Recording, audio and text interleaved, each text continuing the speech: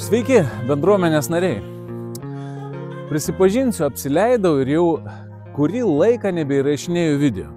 Taip yra, darbai, rūpesčiai, statybos visokios.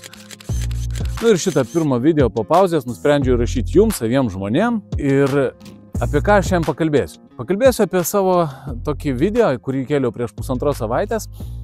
Net ne video, tai nuotrauka buvo.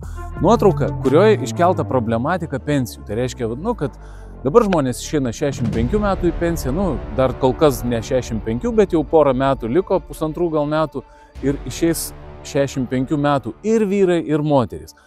O ten iškėliau problematiką tokią, atsiminiau, kad buvo laikai, kai moterys išeidavo kartais ir 50 metų, o vyrai 55 metų į pensiją. Ir pagalvojau taip, koks tai nuostabus gyvenimas, kai tau yra 50 metų, kaip man dabar 50 su uodegėle, ir tu įgyji finansinį užnugarį ir tau gyvenimas nušvinta visas. Tu daryt gali ką nori, gyvent savo. Toks buvo laikmetis. Ir kai pagalvoji šiandien, kai tau bus, pavyzdžiui, 65 metai ir tu išeisi į tą pensiją, ir ne taip jau tas gyvenimas ir sušvis. Taip bet ką aš norėjau pasakyti, kad šitas mano postas įkeltas, šitas video, jisai sulaukė labai daug atsiliepimų. Žmonėm tas iš tikrųjų aktualu. Tikriausiai dėl to, kad Rasos namų auditorija irgi yra ir TikTok'e, ir Facebook'e, ir YouTube'e yra ne jaunikliai, ne 18-mečiai, o tokie žmonės jau brandus. Gal ne visi tokie kaip aš, bet daugmaž. Artėjantis bent jau link tos ribos. Ir norėjau pasakyti, kasgi mane paskatino įkelti šitą nuotrauką, šitą postą, o mane paskatino toks mažas dalykėlis. Net nebūčiau patikėjęs. Jeigu šito video nematėt, būtinai pažiūrėkit. Bet viskas prasidėjo nuo ko?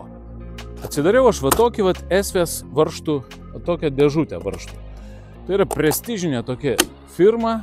Atsidarau aš dėžutę ir žiūriu, ogi kas čia per stebuklas, negalėjau patikėti savo akim. Žinokit, pirma mintis, kuri man atėjo pamačius šitą varžtą, tai kad jis atrodo taip, kaip pensininkas atrodys 65 metų Lietuvoje. Po sunkaus gyvenimo nugyvento. Aš neįsivaizduoju, kaip gamybos procese galima nučiulpti šitą varžtą taip, kas per staklės turi jį taip subjaurot.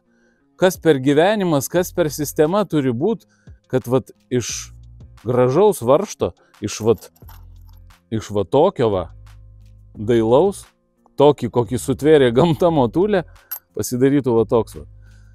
Tai pirma mintis, kuri man atėjo, kad reikia įkelt postą, video ir primint žmonėm, kad ne viskas gyvenime yra auksas, kas žiba.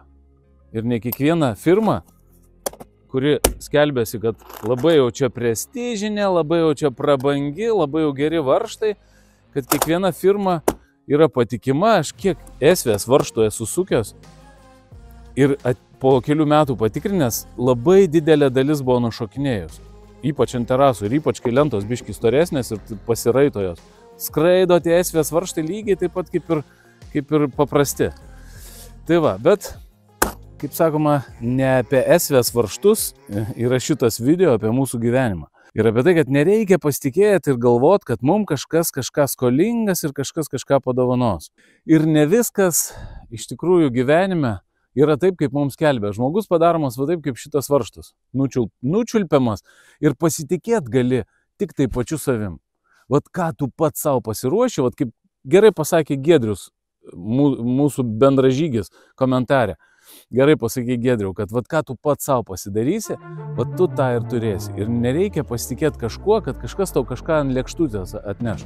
Geriausiu atveju, ką padarys, tai iš tavęs tokį nučiulptą daiktą ir išmes kaip nereikalingą.